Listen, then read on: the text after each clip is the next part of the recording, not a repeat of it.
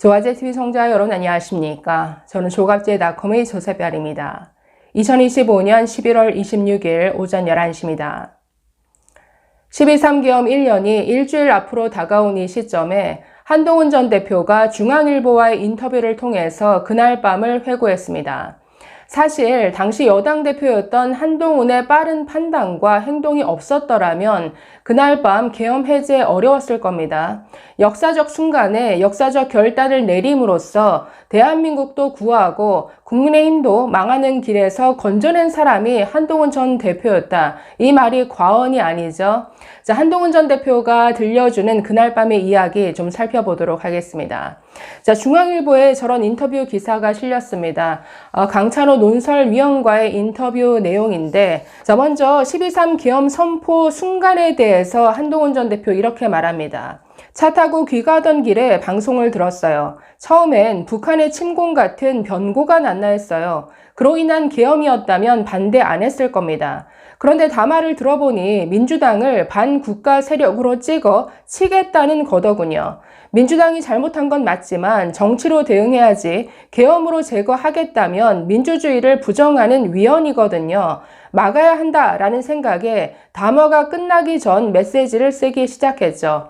자, 담화가 끝나기도 전에 메시지를 쓸 생각을 했다라는 겁니다. 자, 그래서 12월 3일 밤 10시 48분에 계엄이 선포가 됐는데 5분도 되지 않아 바로 첫 메시지가 한동훈 전 대표로부터 나왔죠. 총 38자의 메시지 이랬습니다. 대통령의 비상계엄 선포는 잘못된 것입니다. 국민과 함께 막겠습니다. 국민의힘 당대표 한동훈. 이런 메시지가 있었기 때문에 굉장히 많은 사람들이 안도를 했습니다.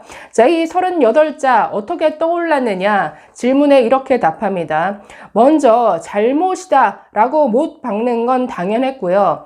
계엄을 막는 데는 진영이 없으니 국민과 함께 막겠다 라가 떠올랐죠. 다음이 국민의힘 대표였어요. 집권당도 계엄에 반대한다고 밝혀야 한다고 생각했죠. 우린 내란 정당이 아니다 라는 걸 못 박은 측면도 있고요.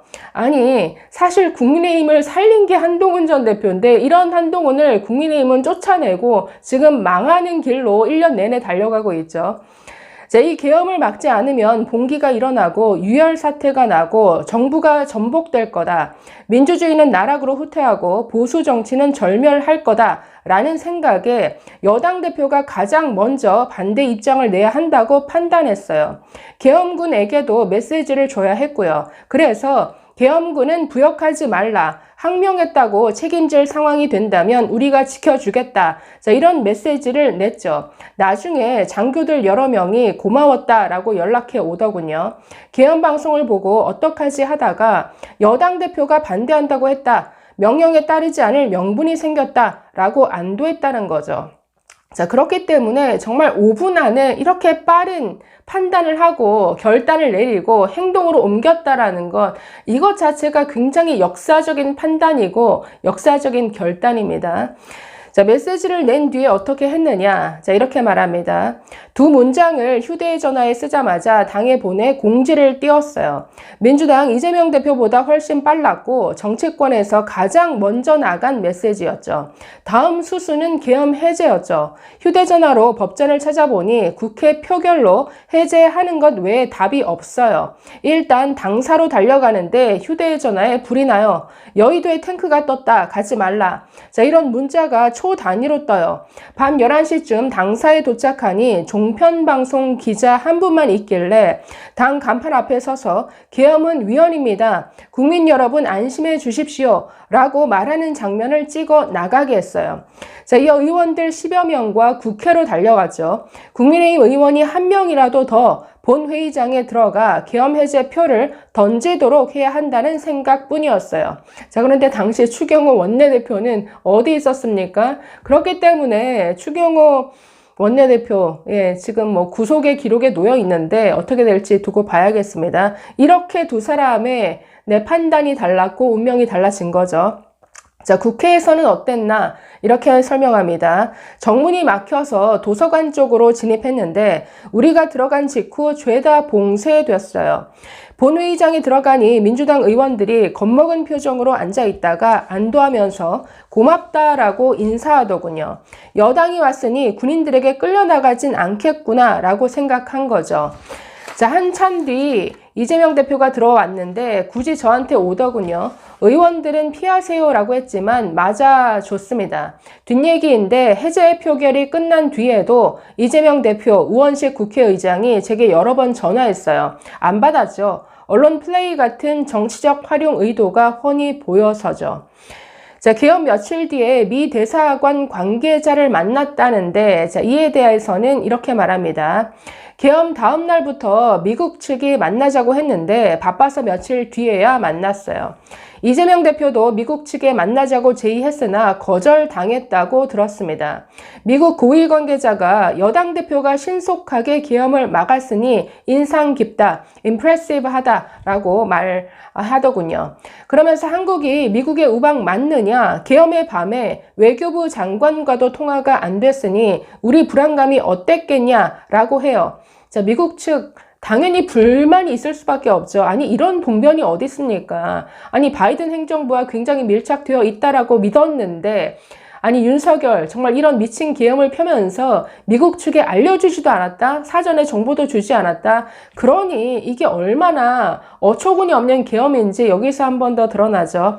자, 그러나 당시 그 국무회의 현장에 있었던 사람 중에 정말 조태열 외교부 장관은 정말 칭찬받아 마땅합니다. 이분 끝까지 결사 반대하면서 대한민국이 지난 70년간 쌓아올린 이 공든탑을 이거 허물어뜨리는 거다. 절대 안 된다. 계엄 결사 반대했던 사람이 조태열 외교부 장관이었습니다. 이분은 당시 이제 미국 대사관 측에 지금 전화를 받지 않았다라고 했는데 지금 정리된 정보가 있지 않은 상태에서 엉뚱하게 섣불리 어떤 메시지가 나갔다가 혼선을 줄 수 있기 때문에 받지 않았다라고 했습니다. 자, 계속 보시면, 자, 당시 여당 대표였던 저는 대통령은 이선 후퇴하고 한덕수 국무총리가 국정을 대행하는 질서 있는 퇴진을 추진했는데, 자, 그는 이 미국 대사관 관계자는 북한 급변 사태가 터지면 미국은 대통령과 총리 중에 누구랑 상의해야 하느냐라고 물어요. 총리라고 답하니까 그는 총리 측은 다른 얘기를 하던데 라고 되받더군요. 그러면서 질서 있는 퇴진이라지만 헌법상 대통령이 권력자니까 그가 변심하면 그만 아니냐.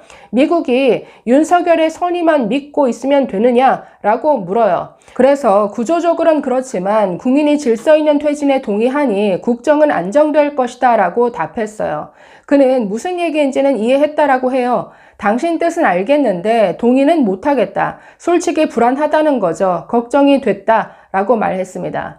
자, 그래서 계엄 직후 정말 혼란한 상황에서 민주당은 민주당대로 탄핵을 밀어붙이고 공격해오고 질서 있는 퇴진을 두고 국민의힘 안에서는 싸움이 일어나고 그 상황에서 미국은 미국대로 불만을 터뜨리고 이런 정말 혼란한 상황에서 여러 주체들을 안심시켜 가면서 이 정국을 정말 헤쳐나가려고 했던 당시 여당 대표 한동훈의 고민이 그대로 묻어나는 것 같습니다.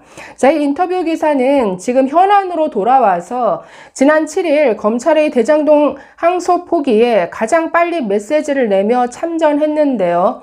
자, 이 문제에 대해서는 이렇게 답합니다. 항소기한 마감일인 7일 밤 10시 40분쯤에 방송에서 항소 안 할 수도 있을 듯이란 보도가 떴어요.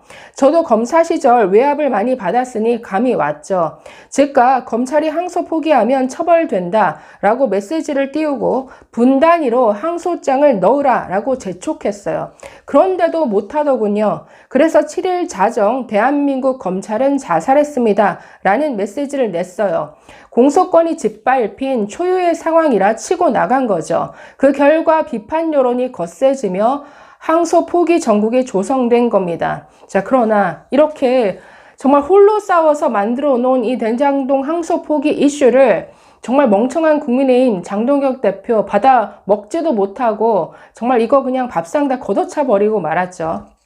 자, 국민의힘은 한동훈 얘기만 나오면 언급을 피하는데, 자, 이에 대해서는 나라가 독재의 길목에 있다. 지금은 반목할 때가 아니라 어깨 맞대고 길목을 지킬 때이다. 현 정권은 항소 포기 전국에서 국민 저항이 견딜만 하다라고 판단하면 이재명 대통령 공소를 취소할 겁니다. 항소 포기 1차 책임자인 정성호 법무부 장관부터 사퇴시켜 수사받게 하고 특검을 추진하며 함께 싸워야죠. 자, 12.3기업 1년을 앞두고 국민의힘은 사과조차 제대로 못하고 있는데요. 자, 이 질문에는 이렇게 답합니다. 중도는 없다고 주장하는 이도 있는데 중도는 실존합니다. 항소 포기 여론을 보면 반대가 48%인데 국민의힘 지지율은 24%입니다. 국민의힘을 지지하지 않는다면서도 민주당의 폭정에 반대하는 국민이 24% 된다는 얘기입니다. 이들이 중도인데 계엄에 반대하는 분들이죠. 이들을 대변해야 독재를 막고 수권 정당이 될 수 있습니다. 네, 여러분, 한동훈 전 대표가 알려주는 그날 밤의 이야기 어떠셨나요? 역사적 순간에 역사적 결단이 있었기 때문에 계엄 사태가 빠르게 정리되고 지금 이렇게 일상을 누리고 있다라는 것, 인정할 건 인정하고 감사할 건 감사해야죠. 감사합니다.